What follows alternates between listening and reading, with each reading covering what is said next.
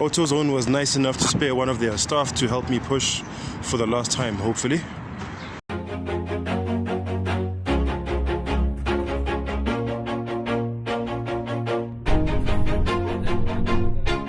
Always do it on my own, so I gotta get through it. And the only thing I know is to love what I'm doing. Never give up, never slow, till I finally prove it. Never listen to the no's, I just wanna keep moving. Keep my head up when I act, head up, that's a fact.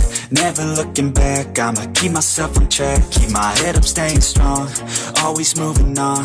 Feel I don't belong, tell my thoughts to move along. Push myself to be the best, die with no regrets. Live with every breath, see my mess.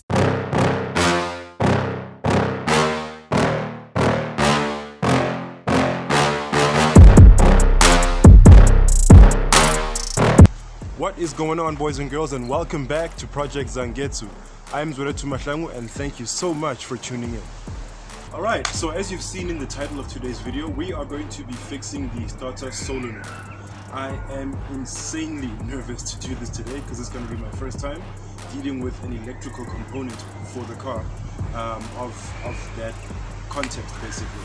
Something that's so integral to the car's functioning and is also electrical, which basically means that the motivation to get things right the first time is insanely high. So that's part of the reason why we're parked where we're parked today. I'm sitting on a downhill so that the car can roll forward so I can kickstart it. This is something I've been doing for the past 3 or so weeks, and only because I hadn't been able to sort out the problem at the time, but it's finally time to actually start doing that because it has been very tedious and I'm not sure what other damage it could be causing to the car. I suspect it may be wearing out the engine mountings prematurely, maybe even some damage to the drive shafts, but all of that stops here, today and now. So right now we're on our way to AutoZone to go and pick up the solenoid that I ordered yesterday. I'm just going to give you guys a bit of a demonstration as to what I've been going through. So here's the car, stick the key in the ignition and nothing. All I'm getting is a click indicating that the solenoid itself is struggling to engage the gear that's supposed to jut out from the starter in order to basically make the starter interact with the flywheel and get the engine running. So we're on our way to AutoZone now to sort out that problem. I'll see you guys in a bit.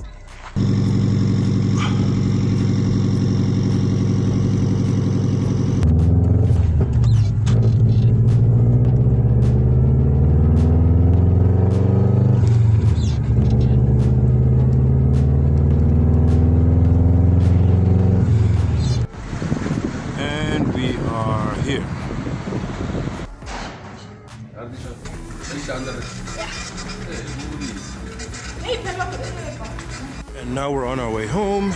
AutoZone was nice enough to spare one of their staff to help me push for the last time, hopefully.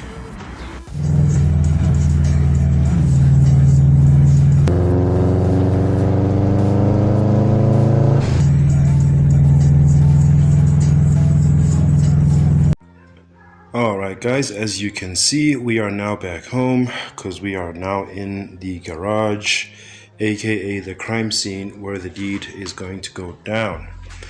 Here is our equipment. We have some nice refreshing lemon-licious old school squeeze juice, courtesy of Paul's Homemade Foods, Paul's Homemade Ice Creams, Killer Foods, however you know them by. Shout out to them for providing us this highly anxiety managing beverage during this very stressful time. And then the star of today's episode, the starter solenoid itself.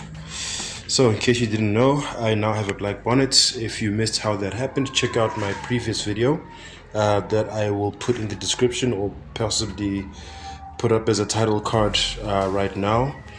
For some reason I haven't yet figured out how to do that. I think it's just laziness, but yeah, I think I'll do that on this video. Anyway, here is the starter solenoid. So just to do a bit of a mini unboxing. So this is the main part of the starter solenoid, its core, if you will.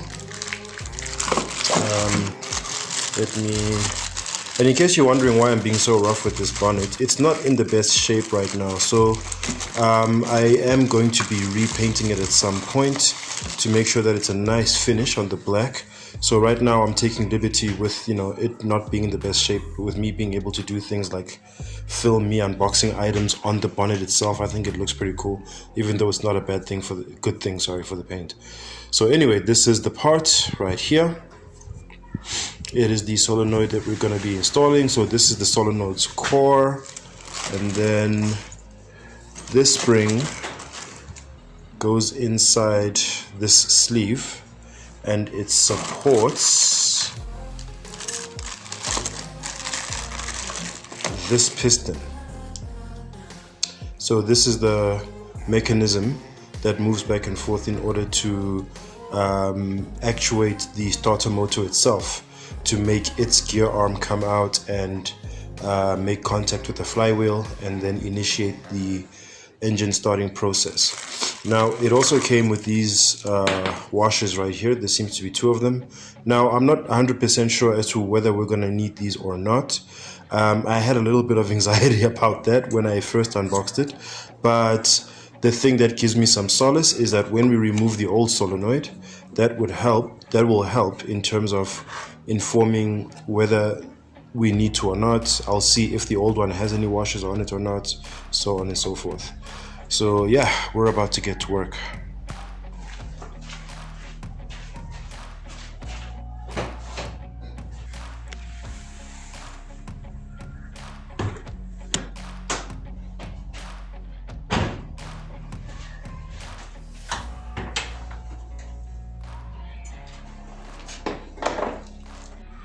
Okay, so this is going to be our office for today.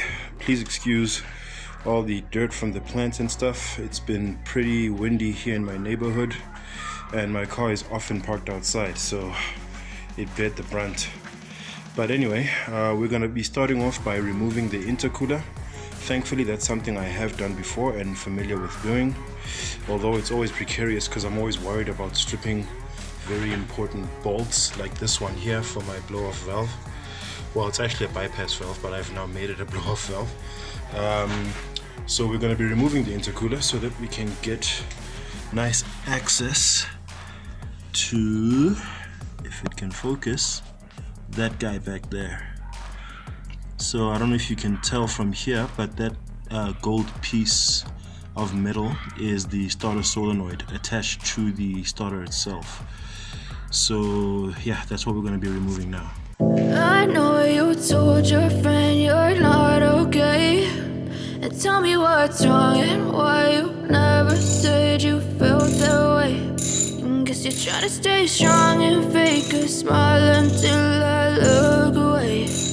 But I've known you too long, it hurts to watch your blue eyes fade to gray as you fade away, as you fade away.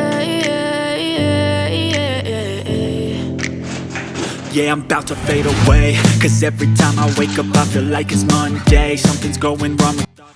Okay, now the intercooler is off and we have a clear line of sight to the starter solenoid. Now the real work begins. Your way, I can see the way you look at me, I'm such a disgrace. I never really asked to be brought into this place. You wanna love me? Well then baby I have a taste. All the highs and the lows, no you'll never be the same. I don't really wanna. Okay, so I ended up having to do something that I was hoping not to have to do, which was remove the entire starter motor, which is what this is, and there's the solenoid. As you saw in the previous clip, I was struggling to get the solenoid itself detached, but it finally just happened so easily as soon as I got the starter motor out. I don't know if that was like a gravity thing or what, but in any case it is now out. Okay, now for the how-to part of this segment. Just in case you guys were wondering how I got the starter off, there are 2 bolts here and here, which are actually very long, because as you can see, this is where the starter came from.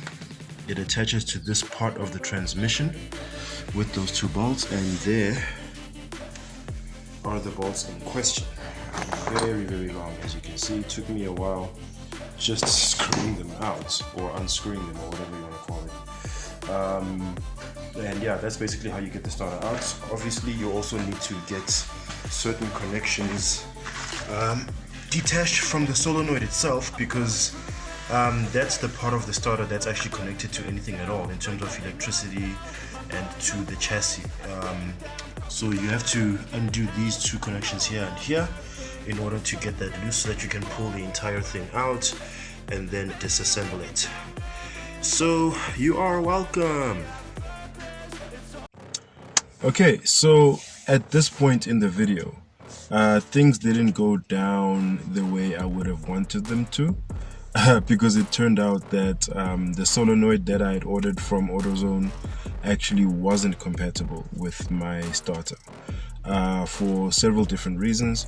One of them being the fact that the plastic plunger that actually goes into the starter to actuate the gear that pops out, that actuates the lever that pops the gear out, which interfaces with the flywheel. That plunger was cylindrical, and I needed it. The one that's on the actual starter solenoid in the car is flat, because there's a fork that it has to fit into. So I had to take it back. This was because I'm coming to you now from, I think, about 3 days in the future, and I think this was about 2 days back. It was on Friday actually, when I took it back to AutoZone, and they ordered a new one. They found one, the correct one, and they said I will be getting it today. So today is Monday. So I've just come from them. The reason why I got it so late is because earlier on I was attending a Nelson Mandela Day program with a friend of mine. So that finished pretty late, and it's only after that I went to go and get the starter solenoid. But in any case, here it is. We now have the correct part.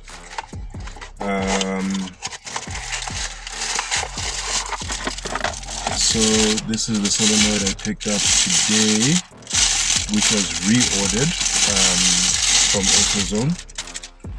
So this is the plunger that I'm talking about. See this piece here? It's flat and it's not round or cylindrical, as I said earlier. And also the one that I had previously didn't have these bolts, I guess you could call them, that come out from the solenoid. It did have I think 4 holes though, which you could screw in a bolt this size into. That made it possible for me to work with it, because then I could have just sort of like done the thing in reverse somehow. But that plunger was a deal breaker, so they finally got me the correct one, and I'll be installing this on Monday. So as a result of those unforeseen problems, this is now part 1 of how to replace your starter solenoid on a Subaru WRX. My apologies for that inconvenience. Part 2 should be coming out, if not tomorrow, the next day definitely, because I will be replacing that tomorrow ASAP and filming the process and uploading. So if the editing process maybe takes a little too long, it will either be late tomorrow or the very next day. Otherwise, thank you so much guys for hanging out with me as usual, and thank you for your patience and watching this far if you have. If you stayed this far, just go ahead and type in wrong part, just so I know who stayed this far in the video. Otherwise, comment on whatever else you would like to comment on. Maybe you've got questions on the whole process, or maybe you've got advice on how it can be done differently. Anything is welcome.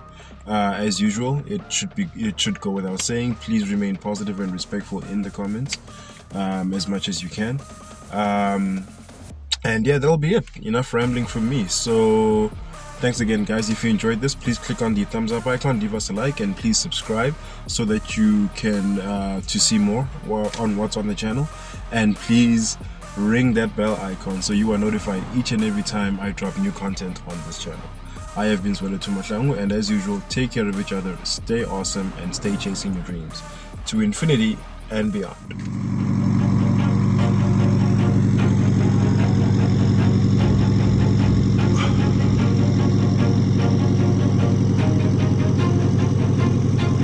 Always do it on my own, so I gotta get through it. And the only thing I know is to love what I'm doing.